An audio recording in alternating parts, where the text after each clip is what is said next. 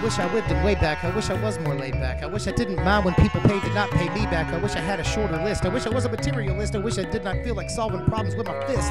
What's up, my wizards? Dev, SBMTG down there, magicdecksyoutube.com. Today, the onslaught of monocolored decks continues with blue. We're doing blue today, and a deck that a lot of people are talking about because it's a way to play a lot of power in a totally different deck for a decent budget. This is Blulamog. This is basically a mono blue control ramp Eldrazi deck. It's really weird. It's a super weird deck. You don't see a whole lot of decks like it, but it basically takes Green-Red's philosophy of playing huge guys, you know, and ramping into them. The deck still has some ramp available to it, but we play huge dudes, we ramp into them, but instead of just going as quickly as possible with stuff like Explosive Vegetation and This is Pilgrimage, we're going to take our time and just counter our opponent's plays until we can get to one of our Eldrazi Titans. As usual, I'll start you by running through the creatures real quick. We have 8 whole creatures in this deck, but they're all Eldrazi. They're all huge dudes that can just win the game by themselves.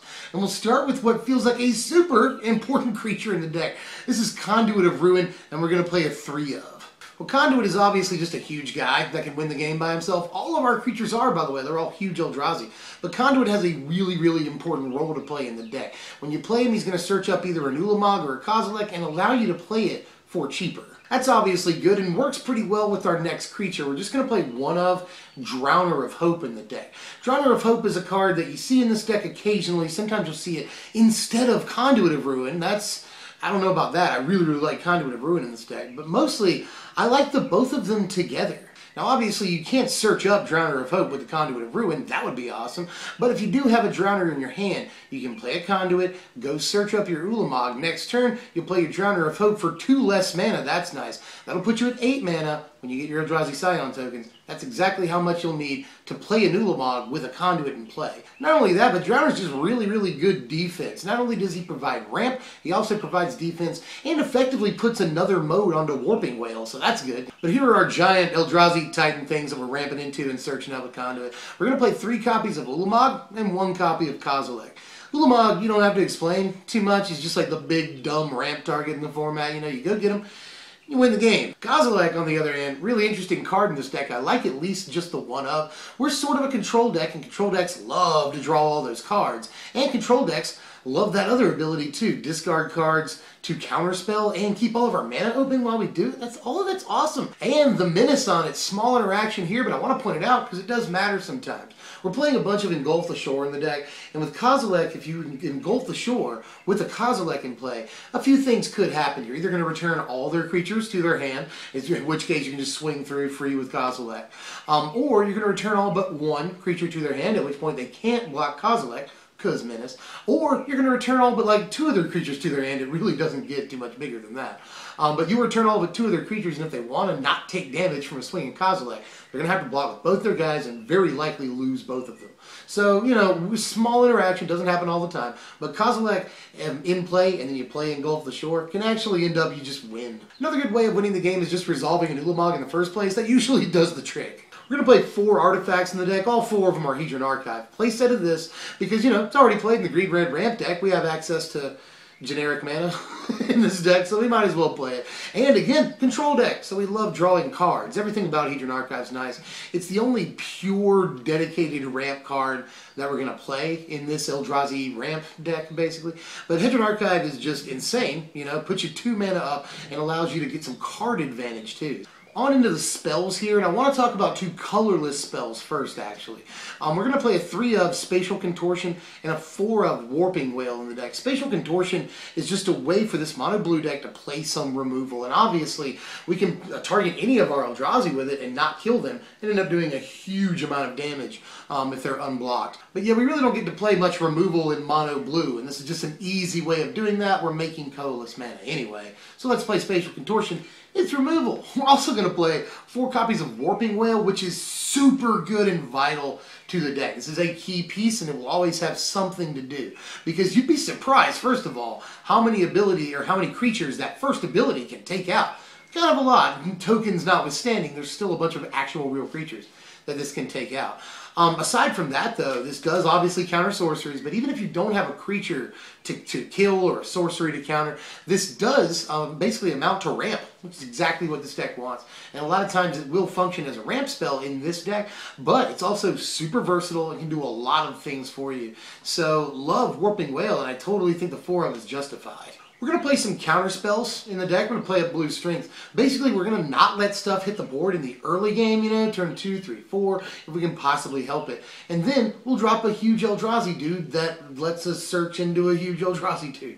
We'll just close the game out that way, ideally. But counter spells, really good way of doing that. So what we're going to end up doing here is playing 4 Clash of Wills, 3 Spell Shrivel, and 1 Void Shatter. A lot of these decks play 4 copies of Spell Shrivel and no Void Shatter, but I really do like Void Shatter a lot. You know, Spell Shrivel is basically a Void Shatter that's easier to cast like 90% of the time, but I do like to have 1 copy of Void Shatter to make sure that no matter what, I have 1 copy of a counterspell that's unconditional.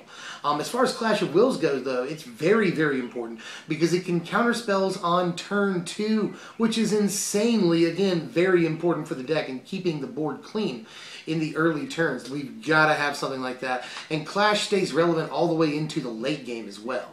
The deck plays a 2 of Anticipate. I feel like it might be able to use this slot slightly better, actually. I didn't mind it in testing. You know, Anticipate is always inoffensive. There's nothing wrong with Anticipate. It's definitely like the cheapest and most efficient and fastest, you know, instant speed card selection tool in the format. And control decks really, really want that, you know. So if we're digging for a counterspell, Anticipate's great. Into their turn, Anticipate's great. So, you know, if we're digging for a specific card, Anticipate's great. So Anticipate is good in a lot of situations. Again, I feel like we could be doing more, but Anticipate, always good. And like I promised, to finish the main deck, 3 copies of Engulf the Shore, an all-star card in the deck. I'd really like to put this up to 4 copies, especially in a lot of local formats, you know. Honestly, the format is creature-based in and of itself. So 4 of Engulf the Shores, I don't feel like it'll ever be dead or anything.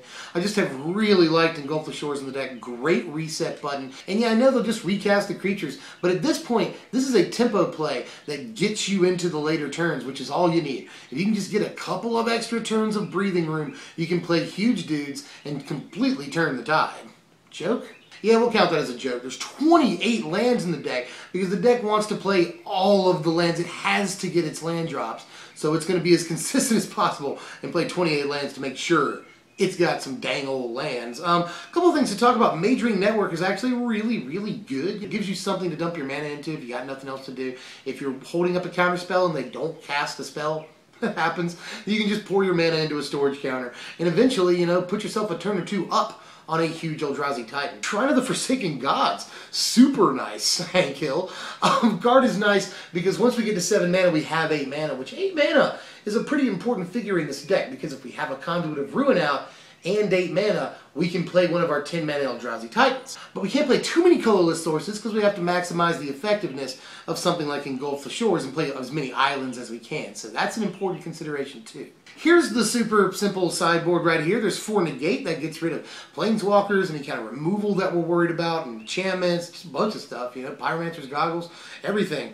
Lots of stuff that we're worried about. Negate also helps us thwart other ramp decks that are just much faster than us and reach the same conclusion as us, you know, 2 turns before we do. Negate can be really good because you'll be able to counterspell any ramp that they play, so that's not bad either. Displacement Wave is in there against the onslaught of tokens decks. You know, green-white tokens, maybe the best deck in the format right now, and it pops up a lot. Displacement Wave, awesome against those, obviously.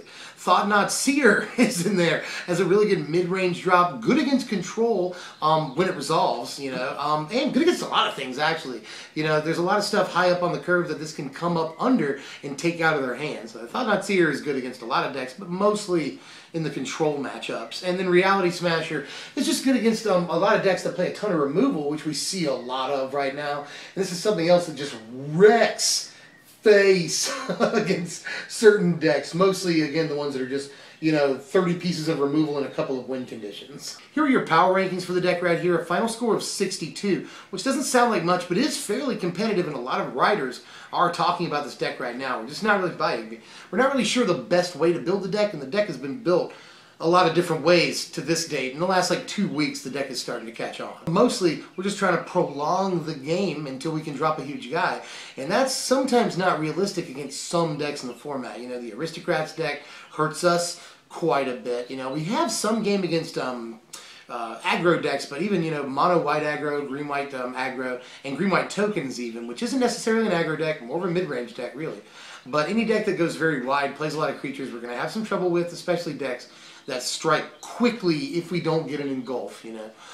The second game we have some ways. We have Displacement Wave that helps out a lot, but sometimes, you know, an aggro deck that gets a really fast start is going to be a problem for us. But we have good game against the other ramp decks in the format. That's pretty cool. And we have pretty decent game against some of the control decks in the format, especially game 2. But the best news is that the deck is not necessarily super budget or anything, but it's under $100. Right now the deck will cost you about $75 on TCG Player Mate because Blulamog has dropped considerably. You know, I think it was like $30 at one time, now he's half that.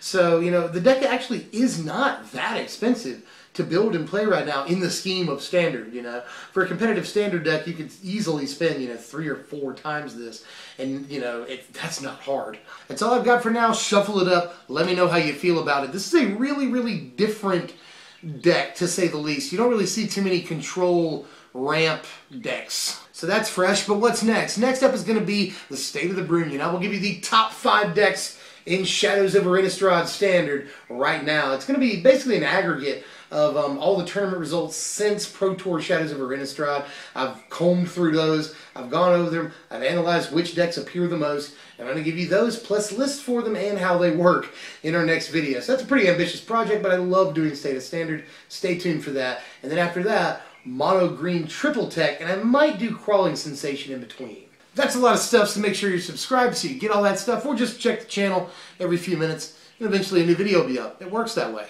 Just if you enjoyed this content, hit the like button. That helps like a super tremendous amount. And then share the video and comment, subscribe. I'll see you guys next time. I'm Dev from SBMTG. Thanks for watching, my wizards.